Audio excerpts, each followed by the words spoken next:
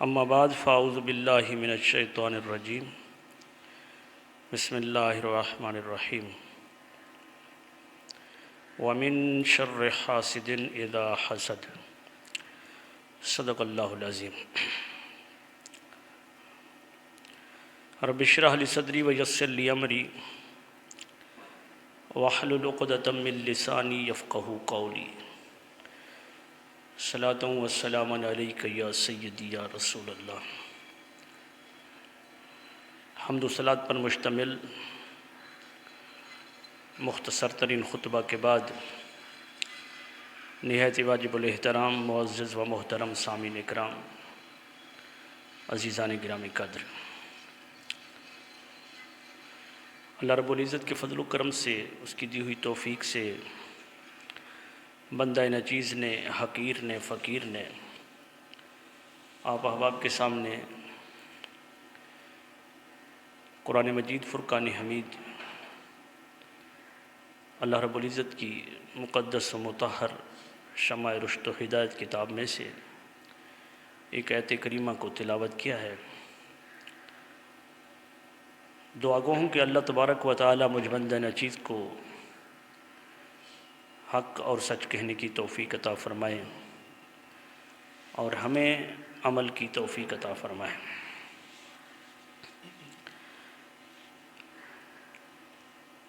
اصلاح معاشرہ کے حوالے سے ہماری گفتگو کئی جمعہ کے خطبات سے جاری ہے۔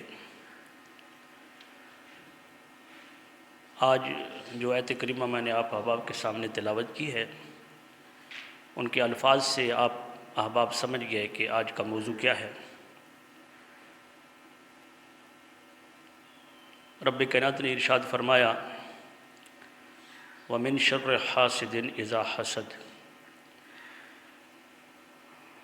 عطف ہے اس کا اس سورہ مبارکہ کی پہلی آیت پر، جو دوسری آیت میں وہ عطفہ ہے۔ اللہ رب العزت سے کی بارگاہ میں پناہ مانگی جا رہی ہے کئی چیزوں سے، تو وہاں آخری بات سورۃ الفلق میں یہ بتائی کہ حسد کرنے والوں کے حسد سے بھی یا اللہ تیری پناہ چاہتا ہوں۔ حسد کرنے والے کیوں حسد کرتے ہیں اور یہ بیماری کتنا مہلک ہے، یہ حسد کی حقیقت کیا ہے؟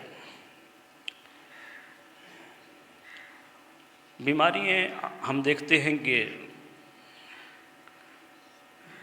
اس دنیا کے اندر جو ہمیں جسمانی بیماریاں لگتی ہیں، ہم اس میں بڑے پریشان ہو جاتے ہیں، اور ہونا بھی چاہیے کہ بیماری اچھی چیز نہیں ہے، لیکن اس کے علاج کے لیے ہر ممکن کوشش کرتے ہیں۔ حالانکہ روحانی بیماری ان جسمانی بیماریوں سے زیادہ مہلک ہے، زیادہ ہلاک کرنے والی جسمانی بیماریوں سے روحانی بیماری ہے۔ آج ہمیں ہر موڑ پر، ہر جگہ پر پریشانی کا سامنا ہوتا ہے، دل مطمئن نہیں ہے، گھبراہٹ سی ہے، کیا ہوگا ہمارے ساتھ، اور کوئی غربت کی وجہ سے پریشان ہے تو کوئی مال دولت کی وجہ سے پریشان ہے۔ حقیقت جو ہے اس پریشانی کی، ہم اس کو نہیں بھانپ پا رہے۔ دنیا کے اندر ہم دیکھتے ہیں کہ اگر میں نے ایک قاری صاحب سے کہا راستے میں ملتے ہوئے، میں نے کہا علامہ صاحب چلیں فلاں مقام پر میں جا رہا ہوں، تو کہنے لگے کہ میرے کپڑے صاف نہیں ہیں۔ تو یہ ہماری ایک نفسیاتی چیز ہے کہ نہیں، کپڑے میرے میلے ہیں، تو آپ ایک تقریب میں جا رہے ہیں تو میں آپ کے ساتھ نہیں جا سکتا۔ اگر کسی کو کہا جائے کہ آپ کے ہاں فلاں فلاں مہمان آ رہا ہے، تو کہتے میں جلدی سے چینج نہ کر لوں۔ تو کیا وجہ ہے کہ بھئی وہ آئیں گے تو میں اس حالت میں درست نہیں ہوں، اچھا نہیں لگ رہا ہوں۔ کپڑے پر دھبا آ جائے تو فوراً ہم اس کو دھوتے ہیں، کپڑے پر، یہاں تک کہ آج کل تو یہ رواج ہو گیا بٹن کھولنے کا، ورنہ آخری بٹن جو ہوتا ہے نا، اگر جو دینے کا بند کرنے کا عادی ہے اس کا بٹن ٹوٹا ہوا ہو تو وہ بھی بار بار اس بٹن کو جوڑتا ہے کہ کوئی دیکھ تو نہیں رہا۔ یہ ہماری نفسیات ہے کہ ہم چاہتے ہیں کہ ہمارے کپڑے پر کوئی دھبا نہ ہو، جب ہم کسی سے ملے تو ہمارے لباس صاف ستھرا ہو۔ بوریت ہو رہی ہے، میں صبح سے نہایا نہیں ہوں، جب نہا لیا تو ہم اپنے آپ کو فریش محسوس کرتے ہیں اور سمجھتے ہیں کہ شاید ایسے لگا ہے کہ کوئی ہم سے کوئی بوجھ سا اتر گیا ہے۔ یہ ساری چیزیں دنیا کے حوالے سے ہم محسوس کرتے ہیں، لیکن جب گھبراہٹ ہوتی ہے، دل بے سکون ہوتا ہے، ہم کبھی نہیں سوچتے کہ ہم جس طرح ہمارے کپڑوں پر دھبا آ گیا تھا تو ہم گھبراہٹ کا شکار ہو گئے تھے کہ لوگ کیا کہیں گے۔ تو اسی طرح دل ہمارا جب سیاہ ہو گیا، دھبا پڑ گیا، روح پر، ہماری روح پر دھبا پڑ گیا، ہمارے دل پر دھبا پڑ گیا، تو ہم اس کو صاف کرنے کے لیے تگ و دد نہیں کرتے، کوشش نہیں کرتے، اس کی طرف سوچتے نہیں ہیں۔ تو جس طرح جسمانی بیماری، حالانکہ جسمانی بیماری تو ایک رحمت بھی ہے، کیونکہ جس کو بیماری ہوتی ہے اللہ تبارک و تعالیٰ اس کے گناہوں کو مٹا دیتا ہے، اور اگر شفا یابی ہو جاتی ہے، اور اگر شفا یابی نہ بھی ہو تو مرنے کے بعد تو وہ کئی بیماریاں ایسی ہیں کہ اس بیماری میں اگر وہ فوت ہو گیا تو اسے شہادت کا ثواب ملتا ہے، کئی بیماریاں ایسی ہیں۔ ورنہ چھوٹی چھوٹی تکلیف پر بھی اللہ تبارک و تعالیٰ نیکیاں عطا فرماتا ہے، آخرت کے دن اس کے نامہ عمل میں نیکیاں ہوں گی۔ لیکن جو روحانی بیماریاں ہیں وہ ایسی مہلک بیماریاں ہیں کئی، کہ جو اس بیماریوں کے ساتھ چلا گیا تو پھر ٹھکانہ جہنم کے سوا اور کچھ نہیں ہے، پھر اس کا ٹھکانہ جہنم ہے۔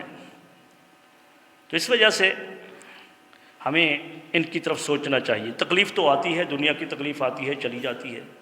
ایک خاتون حضور علیہ السلام کی بارگاہ میں حاضر ہوئی اور عرض کرنے لگی، یا رسول اللہ، مجھے مرگی کا دورہ پڑتا ہے، تو آپ کے پاس آئی ہوں، اللہ نے آپ کو ایسا طبیب بنایا ہے کہ آپ جیسا طبیب اللہ نے پیدا ہی نہیں کیا، یا رسول اللہ آپ دعا فرمائیں نا کہ میری یہ بیماری ختم ہو جائے۔ تو حضور علی نبینا صلی اللہ علیہ وآلہ وسلم نے ارشاد فرمایا کہ معاملہ یہ ہے کہ اگر تو کہتی ہے تو میں تیرے حق میں دعا کرتا ہوں اور اللہ تعالیٰ تمہیں شفا عطا کرے گا،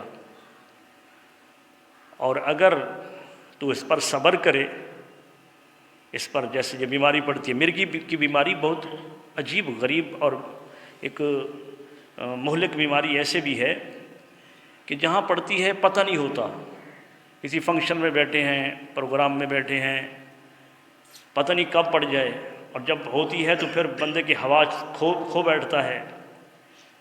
تو پھر وہ تھی بھی خاتون، عورت تو پہلے ہی کم حوصلہ ہوتی ہے، تو حضور صلی اللہ علیہ وسلم نے فرمایا کہ اگر تو کہے تو میں دعا کرتا ہوں، اور اگر صبر کرے تو میں ضمانت دیتا ہوں کہ اللہ تعالیٰ تجھے بلا حساب کتاب جنت میں داخل فرمائے گا۔ تو اس خاتون نے، وہ آج ہماری طرح تو نہیں تھی نا، آج اگر ہم کسی سے، میرا استاد مجھ سے پوچھے، میں تکلیف کے اندر ہوں مثلاً، تو میں کہوں کہ استاد سے عرض کروں کہ آپ میرے لیے دعا کریں، اور یہ میرا استاد مجھے کہے، تو ہم کہیں گے جی جنت دیکھی جائے گی، مل جائے گی بعد میں، پہلے دعا تو کریں نا، شفا مل جائے، میں بڑا تنگ ہوں اس سے۔ لیکن وہ خاتون نے یہی عرض کیا، جب حضور علیہ السلام نے فرمایا کہ ضمانت دیتا ہوں کہ اللہ تبارک و تعالیٰ بلا حساب و کتاب تجھے جنت میں داخل فرمائے گا، تو اس خاتون نے کہا کہ یا رسول اللہ یہ زندگی تو چند دن کی ہے، چند لمحات ہیں اس زندگی کے، دنیاوی زندگی کے، یا رسول اللہ میں صبر کر کے گزار لوں گی، مگر عورت ہونا تو جب مرگی کا دورہ پڑتا ہے تو کپڑا ہٹ جاتا ہے، سطر کھل جاتی ہے، یا رسول اللہ اتنا اللہ کی بارگاہ میں عرض کر دے اللہ تبارک و تعالیٰ میری سطر قائم رکھے، میری عزت قائم رکھے، کپڑا نہ ہٹے، میں اس پر صبر کروں گی۔ تو حضور علیہ الصلوۃ والسلام نے دعا فرما دی۔ پھر وہ عورت کب تک زندہ رہی؟ حضرت انس بن مالک اس حدیث کے راوی ہیں، وہ فرماتے ہیں کہ وہ خاتون حضرت عثمان غنی کے زمانہ خلافت تک زندہ رہی، مرگی کا دورہ پڑتا تھا مگر ان کی سطر نہیں کھلتی تھی، کپڑا نہیں ہٹتا تھا، کپڑا جمع رہتا تھا۔ بتانے کا مقصد یہ ہے کہ دنیا چند لمحات کی ہے، چند وقت کی ہے، خواب کی طرح نظر آئے گی۔ یہی وجہ ہے کہ حضرت ایوب علیہ الصلوۃ والسلام نے جب ان کو تکلیف ہوئی تو ایک دن بیوی نے کہا کہ آپ اللہ کے نبی ہیں، اللہ کے مقرب ہیں، آپ دعا کیوں نہیں کرتے کہ اللہ تعالیٰ آپ کو شفا عطا فرمائے؟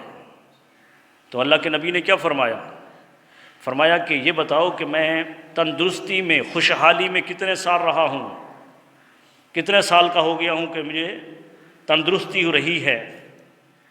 تو انہوں نے کہا آپ کی عمر 60 سال ہے۔ فرمایا 60 سال اس تکلیف میں گزرنے دو، بعد میں سوچیں گے دعا کرنی ہے یا نہیں کرنی ہے۔ دعا، اب دعا جو ہے اللہ تبارک و تعالیٰ کی بارگاہ میں، وہ کیا ہے، دعا تو کرتے تھے وہ، مگر تکلیف پر صابر رہتے تھے۔ وہ جب یہ جو توحید ہے نا، اللہ تبارک و تعالیٰ کا واحد ہونا ہر چیز کے اندر، وہ علی کل شیء قدیر ہے، وہ قادر مطلق ہے، یہ اسلام کا سب سے، اسلام اسی پر، ایمان اسی پر منحصر ہے۔ اور ہم اگر اس توحید کو چھوڑ کر کسی اور جگہ پر بانٹتے پھریں، ہم اپنی موت کا انحصار کسی بیماری کو ٹھہرا دیں، اللہ تعالیٰ تو فرما رہا ہے وَمَن يَتَوَكَّلْ عَلَى اللَّهِ فَهُوَ حَسْبُهُ، جس نے اللہ پر توکل کیا اللہ اس کے لیے کافی ہے، اللہ اس کے لیے کافی ہے۔ تو حضور صلی اللہ علیہ وآلہ وسلم نے بھی یہی فرمایا کہ اللہ تبارک و تعالیٰ کی بارگاہ میں تم صابر رہو۔ اب یہ مجدہ خاتون کے لیے تھا، اب حدیث کے اندر یہ آیا ہے اور حضور کی ساری امت کے لیے ہے، جو بھی کسی تکلیف کے اندر صابر رہے گا یقیناً اللہ تبارک و تعالیٰ اسے بے حد و حساب اجر عطا فرمائے گا، بلا حساب۔ جنت کا تو حضور نے ان کو فرمایا ان کے لیے مخصوص تھا، لیکن بے حساب و کتاب اجر تو اللہ تعالیٰ عطا فرمائے گا نا، یہ تو دوسری حدیثوں میں بھی ہے۔ اور جس وقت حضرت ایوب علیہ الصلوۃ والسلام، ایک روایت میں آیا کہ جب 60 سال تکلیف کے اندر گزر گئے تو اس وقت جو ہے وہ زبان تک جب یہ اثر پہنچا، زبان تک تکلیف پہنچی، اب زبان جس سے ذکر کرتے تھے وہ ذکر رکنے لگا، تو اللہ کی بارگاہ میں دعا کی تو رب کائنات نے فرمایا بس ایوب میرے بندے، یہی صبر تھا۔ عرض کی باری تعالیٰ یہ زبان تک جب یہ تکلیف پہنچی ہے نا، تو اب میں اس زبان سے تو تیرا ذکر کرتا ہوں، دعا کی شفا یابی ہو گئی، ہر چیز کی فراوانی ہو گئی، اللہ تعالیٰ نے پہلی کی طرح ٹھاٹھ باز اس سے بھی زیادہ عطا فرما دی تھی۔ ایک دن بیوی نے پوچھ لیا کہ اب اچھا وقت بھی گزارا، پھر اس کے بعد برا وقت آیا تکلیف کا، پھر آپ اچھے وقت میں آ گئے، تو بہترین وقت آپ کے لیے کون سا ہے؟ تو حضرت ایوب علیہ السلام نے فرمایا کہ میری پیاری بیوی، بات یہ ہے کہ جس وقت میں تکلیف کے اندر ہوتا تھا تو صبح کے ٹائم اللہ تبارک و تعالیٰ مجھ سے پوچھتا تھا اے ایوب تیری کیا حالت ہے۔ جب سے شفا یابی ہوئی ہے نا، وہ رب کا پوچھنا چھوٹ گیا ہے۔ تو جب تکلیف ہوتی ہے تو اللہ تبارک و تعالیٰ اس سے پوچھتا ہے۔ یہ دنیا کے حوالے سے ہے، لیکن جو جسمانی بیماریوں کے حوالے سے ہے، روحانی بیماریاں جو ہوتی ہیں روحانی بیماریوں پر کوشش کی جائے کہ ان کو ختم کیا جائے، روحانی بیماری۔ اور سب سے بڑی بیماری، اگر میں اس کو یوں کہوں نا تو میری بات غلط نہیں ہوگی، کہ سب سے پہلا گناہ جو آسمانوں پر ہوا اور سب سے پہلا گناہ جو زمین پر ہوا، سب سے پہلا گناہ جو آسمانوں پر ہوا وہ بھی حسد کی وجہ سے ہوا تھا، اور سب سے پہلا گناہ جو زمین پر ہوا وہ بھی حسد کی وجہ سے ہوا تھا۔ حسد، یہ ایسے نہیں رب کائنات نے یہ ارشاد فرمایا کہ تم اللہ کی پناہ مانگو من شر حاسد اذا حسد، کہ جو حسد کرنے والے ہیں یا اللہ ان کے حسد کرنے سے یا اللہ تیری پناہ چاہتا ہوں۔ تو اللہ تبارک و تعالی نے اس کے پیارے حبیب صلی اللہ علیہ وسلم نے فرمایا ایاکم والحسد، فرمایا اپنے آپ کو حسد سے بچاؤ۔ کیوں؟ فرمایا کہ ان الحسد یاکل الحسنات، حسد نیکیوں کو کھا جاتا ہے، کما تاکل النار الحطب، جس طرح آگ لکڑیوں کو کھا جاتی ہے۔ لکڑی کو آگ لگا دے تو وہ راکھ ہی بچتی ہے نا۔ نیکیاں پڑھ رہے ہیں، نماز پڑھ رہے ہیں، روزہ رکھ رہے ہیں، حج کر رہے ہیں، نیکیوں کا انبار ہے، لیکن دل کے اندر حسد آ گیا۔ حسد ہے کیا؟ حسد یہ ہے، حسد کہ ایک چیز ہوتی ہے کہ بندہ کسی کے پاس نعمت دیکھے، کسی کا مکان دیکھے تو وہ بندہ کہے کہ باری تعالیٰ جیسے یہ مکان ان کو عطا کیا ہے نا تو ایسا مکان مجھے بھی عطا کر۔ تو یہ ہے رشک، یعنی اس کے پاس بھی قائم رہے، اس کے پاس بھی قائم رہے اور مجھے بھی عطا کر۔ یا اللہ اس کا پاس بھی سلامت رکھ، ان کے پاس سلامت رکھ، مجھے بھی عطا کر۔ اور ایک ہوتا ہے یا اللہ یہ مکان جو تو نے اس کو دیا ہے یہ اس کے پاس کیوں ہے؟ ایسا مکان میرے پاس ہونا چاہیے، اس کے پاس کیوں ہے؟ میرے پاس ہونا چاہیے ایسا۔ تو اب وہ نیکی ان کے پاس وہ جو نعمت ہے اس کے پاس رہے یا نہ رہے، لیکن میرے پاس ہونی چاہیے۔ یہ حسد کا پہلا درجہ ہے۔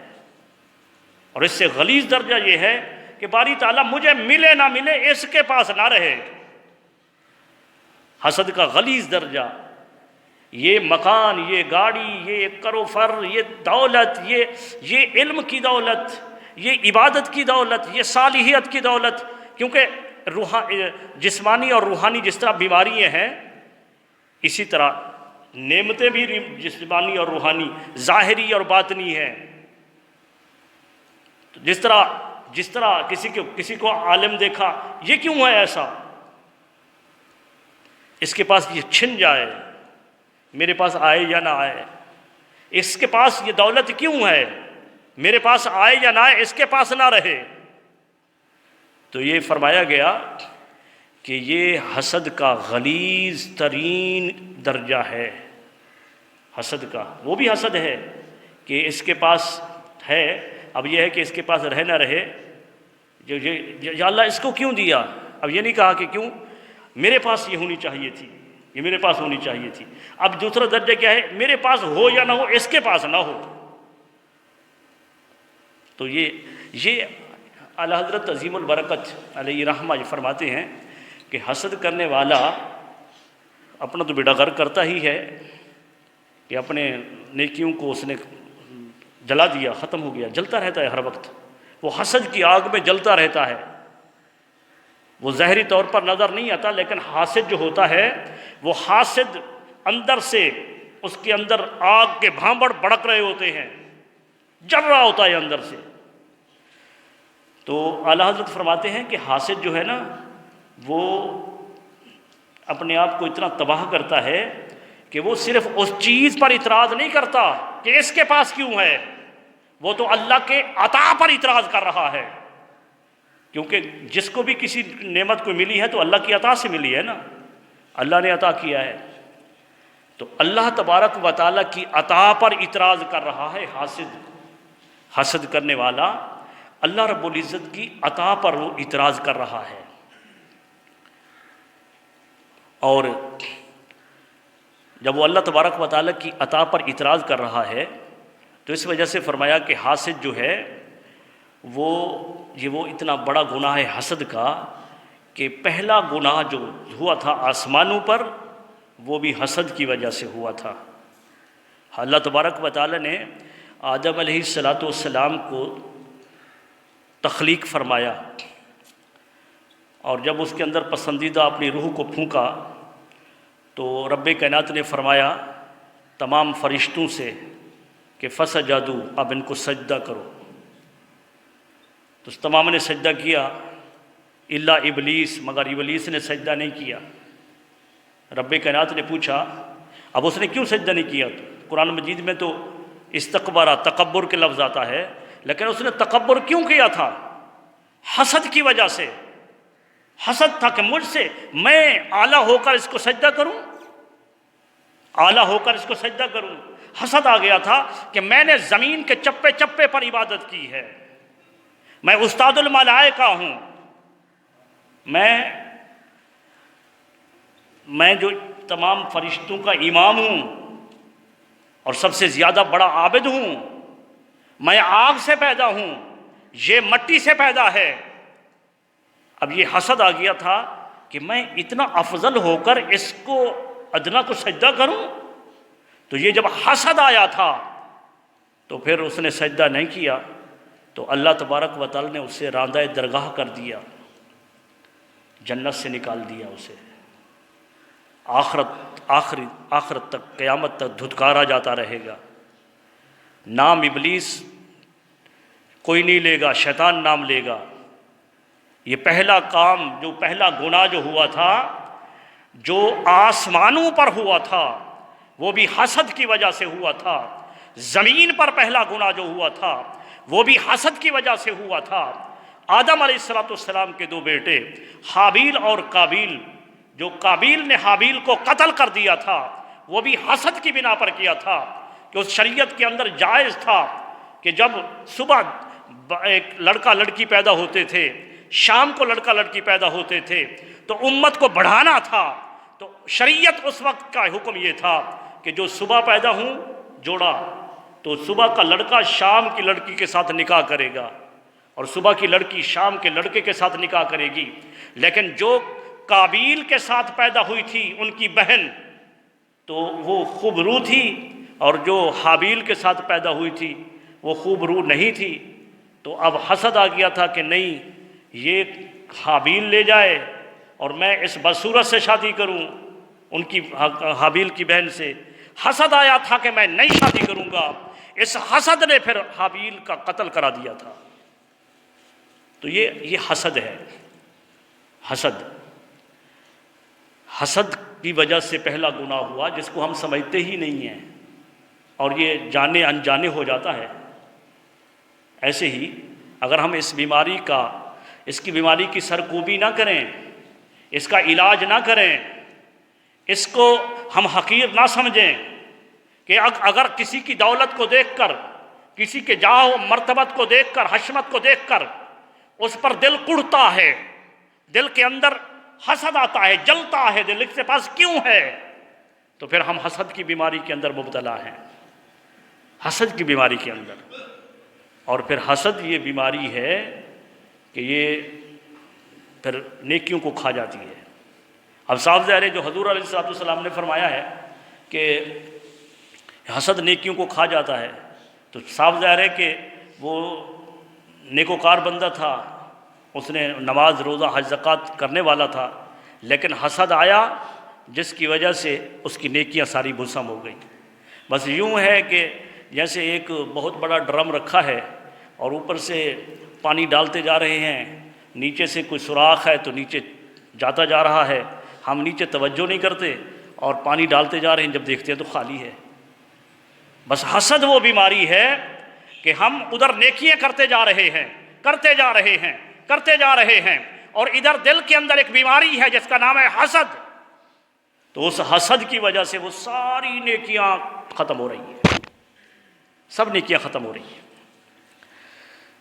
حسد، حضور علیہ الصلوۃ والسلام نے فرمایا کہ حسد نہیں کرو، ہاں البتہ رشک کرنا جائز ہے، رشک کرو، اللہ کی بارگاہ میں یہ کہو کہ باری تعالیٰ یہ جو نعمت تو نے اسے عطا کی ہے اس کے پاس بھی سلامت رہے اور مجھے بھی عطا کر۔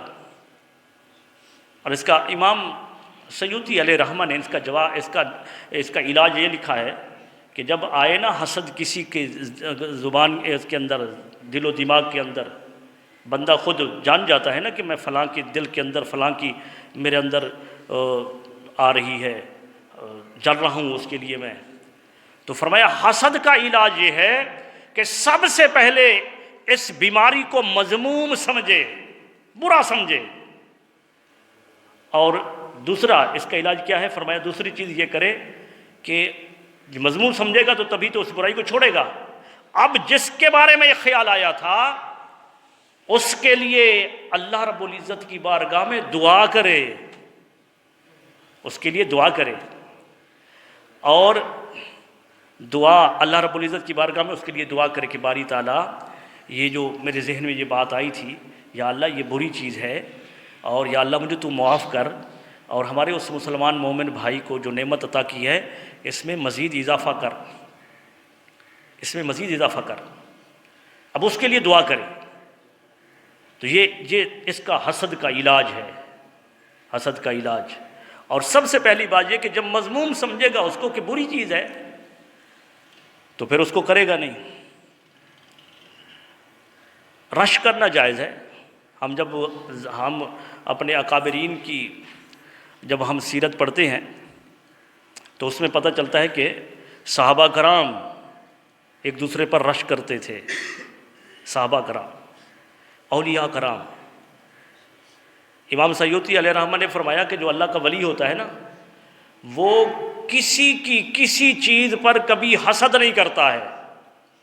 اللہ کے ولی کے اندر حسد ہوتا ہی نہیں ہے، اللہ کے ولی کے اندر۔ اور جو حسد کرتا ہے اس کو دنیا کے اندر بھی پچھتاوا ہوتا ہے، کبھی کبھار اللہ تبارک و تعالیٰ اس کو دنیا میں اندر دکھا دیتا ہے۔ مولانا روم نے ایک حکایت لکھی نا کہ ایک وہ تھا بادشاہ کا وزیر تھا، بڑے عہدے پر تھا، اور ایک بادشاہ کا وہ بھی کوئی نوکر چاکر تھا لیکن چھوٹے عہدے پر تھا، لیکن وہ صوم و صلات کا پابند تھا۔ اور جب صبح ہوتی تھی، صبح صادق جب ہوتی تھی تو وہ ایک اعلان کرتا تھا کہ برائی کرنے والا خود برائی کے اندر ہی جل جائے گا، برائی کرنے والا برائی میں ہی جل جائے گا۔ تو یہ بات جو ہے وہ بادشاہ سنتا تھا اور اس کو یہ بات اچھی لگتی تھی، اور پھر وہ بادشاہ اس کو انعام دیتا تھا۔ وزیر جو تھا، وہ جو اس سے بڑے عہدے پر تھا، وہ اس بات کو دیکھ کر جلتا تھا کہ میں تو اس سے بڑے عہدے پر ہوں اور بادشاہ اس سے محبت کرتا ہے، اس کو تحفے تحائف دیتا ہے۔ اب اسی کا نام حسد ہے۔ اس کے دل میں حسد آ گیا کہ ایسا کیوں ہوتا ہے۔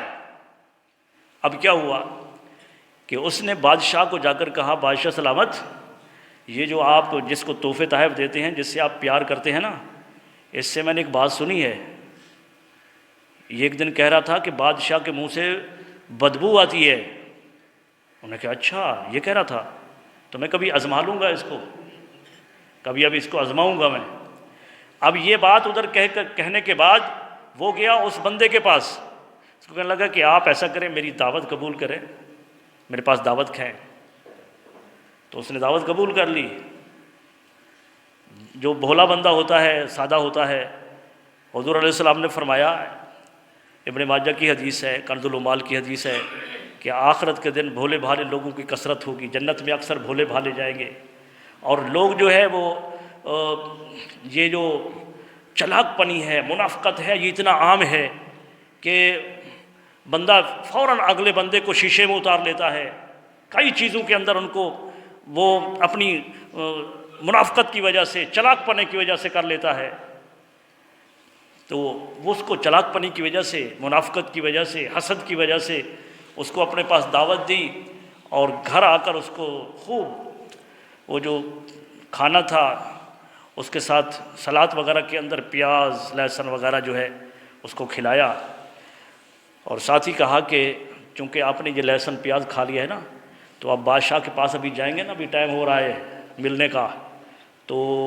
یہ بادشاہ لوگ جو ہوتے ہیں نا، بڑے لوگ، یہ ان کو ان چیزوں کی بدبو بری لگتی ہے، منہ پر کپڑا رکھنا۔ اب اس کی چال چل گئی نا۔ اب ادھر کہا کہ وہ جو بندہ ہے نا، وہ آپ کے بارے کہتا ہے کہ وہ بادشاہ کے منہ سے بو آتی ہے، اور ادھر آ کر کہہ رہا ہے کہ بادشاہ اس کو کہ آپ نے یہ چیزیں کھا لی، بادشاہ کے پاس ایسے نہیں چلا جانا۔ اب ملاقات کا وقت آیا، اس نے رومال اٹھایا، منہ پر رکھ دیا اور جا گیا بادشاہ کے پاس۔ بادشاہ نے دیکھا، اس نے کہا آج تو عملی طور پر پکڑا گیا، تو وزیر صحیح کہتا ہے، پکڑا گیا یہ۔ تو اس نے کیا کام کیا؟ اس نے اس وقت جو ہے نا وہ سزا خود نہیں دیتے تھے، وہ اپنے کسی گورنر کے پاس بھیج دیا اس کو، وہاں جا کر اس نے سزا، اس نے خط لکھا بادشاہ نے، ایک بہترین خوبصورت لفافے میں ڈال کر اس میں لکھا کہ جب یہ حامل رکہ جو ہے، نام نہیں لکھا، یہ حامل رکہ جو ہے، یہ جو ہی آپ کے پاس پہنچے، آپ خط پڑھیں تو فوراً اس کو قتل کر دینا۔ اب یہ بادشاہ کا حکم ہو گیا، اس حاسد کا وار چل گیا۔ اب کیا ہوا؟ اب یہ تیاری کر رہا ہے گورنر کے پاس جانے کی، وزیر دیکھ رہا ہے یار میں نے تو اس کے لیے کہا تھا کہ کوئی جال بنایا تھا، لیکن بادشاہ نے تو اس کو مزید کہیں انعام اکرام کے لیے بھیج رہا ہے۔ وہ پھر اس کو سختی نے اٹھایا، پھر اس کے پاس چلا گیا، اس بندے کے پاس، کہنے لگا دیکھو آپ سو صلات کے پابند ہیں، آپ تہجد میں اٹھتے ہیں، آپ یہ کرتے ہیں، دیکھنا ایسا کرو کہ یہ رکہ مجھے دے دو، میں پہنچا دیتا ہوں۔ آپ کو دقت ہو کہ وہاں جانے میں آپ کی نمازیں عبادت ضائع ہوگی آپ کی۔ اس نے کہا یہ لو۔ اب پتہ نہیں تھا، اس لالچ میں تھا کہ وہاں مجھے انعام ملے گا۔ اس نے رکہ لیا اور چلا گیا وہاں پر گھوڑے پر سوار ہو کر اس گورنر کے پاس۔ جب اس گورنر نے اس خط کو کھولا تو اندر لکھا تھا حامل رکہ کو فوراً قتل کر دیا جائے۔ اس نے کہا بھائی یہ لکھا ہے اس خط کے اندر، تیار ہو جاؤ مرنے کے لیے۔ اس نے کہا نہیں یہ میں غلطی سے لے لیا، کسی اور کے پاس تھا۔ انہوں نے کہا ہم اس میں نام نہیں لکھا ہے، اس میں یہ لکھا ہے کہ حامل رکہ کو قتل کر دیا جائے۔ تو حامل رکہ آپ ہے، رکہ آپ نے اٹھایا ہوا ہے، تلوار اٹھائی قتل کر دیا۔ صبح کا وقت ہوا تو پھر وہ نوجوان جو تھا اس نے وہی آواز دی، جگایا نماز کے لیے، ساتھ کہا برائی کرنے والا خود ہی برائی میں جل جائے گا۔ بادشاہ نے کہا اس کو تو کل میں نے ادھر بھیجا تھا، یہ آواز پھر کہاں سے آ گئی؟ پھر اس کو بلا لیا، اس کو کہا کہ آپ نہیں گئے تھے؟ انہوں نے کہا بادشاہ سلامت میں نہیں گیا تھا، وہ جو فلاں ہے نا وزیر آپ کا، اس نے مجھے یہ کہا تھا کہ آپ نہیں جائیں، اور اب سمجھ گیا کہ اس سے انہوں نے خط